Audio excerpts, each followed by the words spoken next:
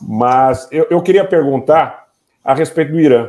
É o tema mais falado na mídia brasileira. A mídia brasileira mainstream, e eu creio que em Portugal não seja muito diferente, porque a gente sabe qual é o contexto da cobertura do conflito ucraniano, da cobertura das questões chinesas, da cobertura das questões da Península Coreana, dos Balcãs, do Cáucaso. E aqui no Brasil, a mídia mainstream diz que o governo iraniano está utilizando de força excessiva contra uma população pacífica que protesta por democracia. Nós já ouvimos esse script na Líbia, o senhor foi testemunha viva, é testemunha ocular das mentiras que a mídia mainstream contou e corajosamente, com muita dignidade, com muita ética, enfrentou essa questão nas questões pertinentes à antiga Iugoslávia. E agora a gente está ouvindo que no Irã acontece o mesmo que teria acontecido em Benghazi em 2011, em Idlib em 2011, no norte do Iraque, no período posterior à Primeira Guerra do Golfo. Enfim, parece que o script é um só. Mas eu queria ouvir do senhor, que teve experiência de campo, Srebrenica, Pristina, Dubrovnik, toda essa narrativa da mídia corporativa. O que está acontecendo na visão do senhor com a sua experiência, para que possamos concluir? Essa é a pergunta, eu creio que todos estão aqui na expectativa para ouvir a opinião do senhor, no Irã. Porque a gente diz que ali está acontecendo uma revolução colorida, mas a mídia mainstream diz não, é um processo interno pela democracia. O que acha o Major-General Raul Cunha com a sua vivência, com a sua realidade de campo? Bom, a pergunta é mesmo difícil. A minha opinião há de tudo, de certa maneira. Ou seja, há muito incentivo de fora para que haja qualquer coisa, muita publicidade enganosa em relação a determinados incidentes ou propaganda, multiplicando por 100 os efeitos que esses incidentes tiveram. Por outro lado, também do lado deles, é um regime complicado. Agora, não tenho dúvida nenhuma que, isso não tenho mesmo dúvida nenhuma, que toda esta exaltação foi provocada. Isso é típico, já aconteceu antes, vai voltar a acontecer. Quando nos incomoda, a nós, Ocidente alargado, alguma entidade nos está a perturbar ou está a complicar os nossos negócios, nós arranjamos maneira, e nós, digo sempre o Ocidente alargado, eu já fui um militar ativo desse Ocidente alargado, e portanto sei como são feitas as coisas. E acho que há ali muito de exacerbado deliberadamente para tentar fazer cair o regime iraniano. Não tenho grandes dúvidas.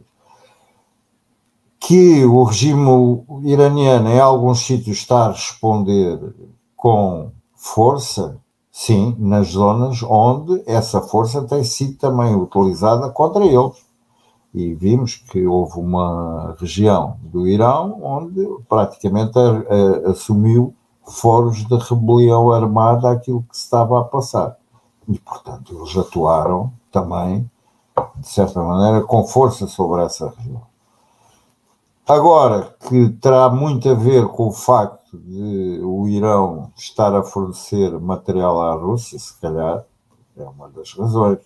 Repare, o Qatar, que era pacificamente encarado como um país ótimo, gente maravilhosa, até ia organizar o Campeonato do Mundo, de repente descobriu-se, curiosamente, após eles terem dito que não iam diminuir a produção de petróleo, não é? Ou aumentar, já nem sei o que é que eles se negaram aos Estados Unidos, foi uma dessas coisas, e curiosamente, após eles terem enfrentado a pressão do Ocidente alargado, passaram a ser agentes contra os direitos humanos, os direitos das mulheres, os direitos dos LGBTQs, não sei o quê, de repente passaram a ser os maus da fita.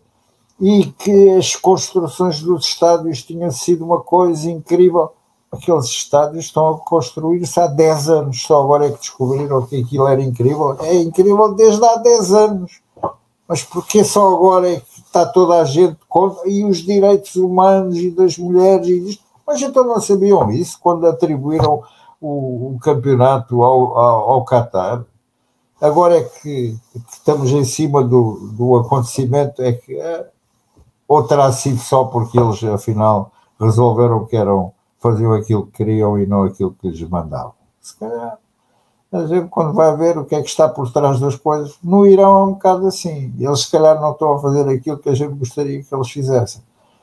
Quando alguém não faz aquilo que nós queríamos que eles fizessem, a gente bate-lhes. Ou arranja maneira de eles se zangarem lá dentro. O Gaddafi quis ser autónomo, o Saddam Hussein. A gente tem visto acontecer sucessivamente. E o senhor da Síria só não caiu porque a Rússia resolveu dar-lhe a mão. Porque senão também tinha ido, não é? Quer dizer, e porquê? Porque dava jeito, estavam a incomodar, e as pessoas incómodas, a gente vai lá e estraga-lhes o negócio. Tem sido assim. Eu agora posso falar nisso, não é? Mas tem sido um bocado assim, temos sido assim. E há muito essa noção, quando eu vejo o chanceler alemão Scholz dizer que é incrível que a Rússia esteja a bombardear as centrais elétricas da Ucrânia. A Alemanha foi um dos países que bombardeou as centrais elétricas da Jugoslávia, da Sérvia. Que cara de pau de vir agora com esse argumento. Então, quando são eles a bombardear, está tudo bem. Quando é a Rússia, não, coisa horrível.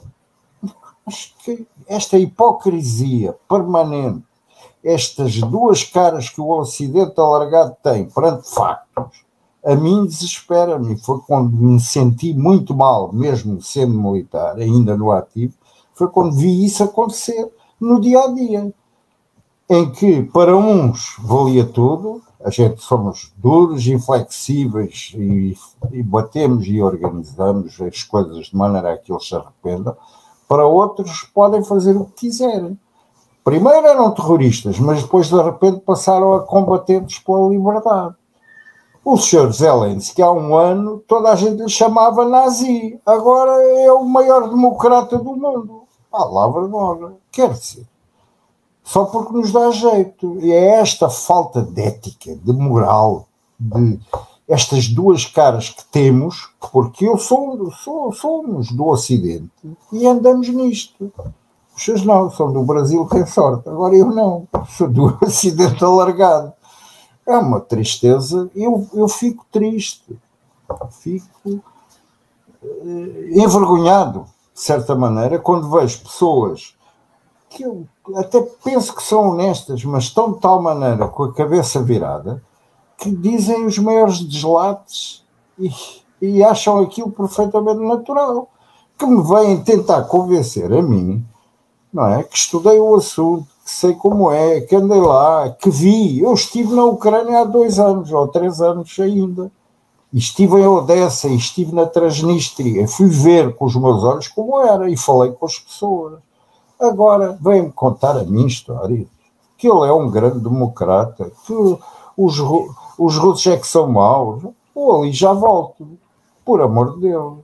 Não é? Ontem eu vi uma enormidade na televisão quando o comentador militar, e bem, chamou a atenção do pivô a dizer, então a Ucrânia não está a bombardear Donetsk. E sabe qual foi a resposta do pivô?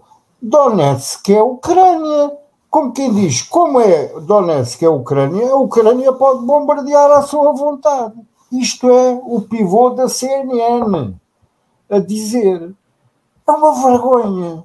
É preciso ser muito... Eu não quero dizer o termo, mas nós temos um termo para a miudagem que é a canalha. A canalha são os miúdos. E aquilo é preciso ser canalha, ser miúdo, ser garoto. Não ter consciência daquilo que se está a dizer.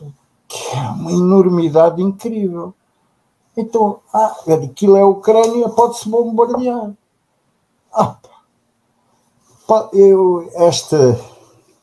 Esta hipocrisia a mim deixa-me doente, se calhar está-me a fazer mais cabelos brancos até daqueles que já tenho. Mas pronto. General, é um sentimento que o senhor tem, e tenho certeza o Wellington também, e eu sinto isso da mesma forma, mas nós temos esperança. Enquanto existir uma coragem, um ambiente e pessoas como o senhor que enfrentam essa questão de maneira aberta, brava, eu já tinha dito para o senhor isso no primeiro encontro que nós tivemos. Eu quero reiterar, o senhor é um homem que tem um valor ético e uma coragem que precisam ser destacados.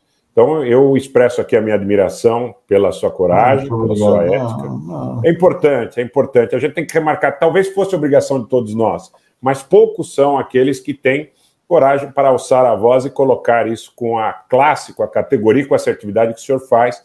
É o caso também do Wellington Calazans.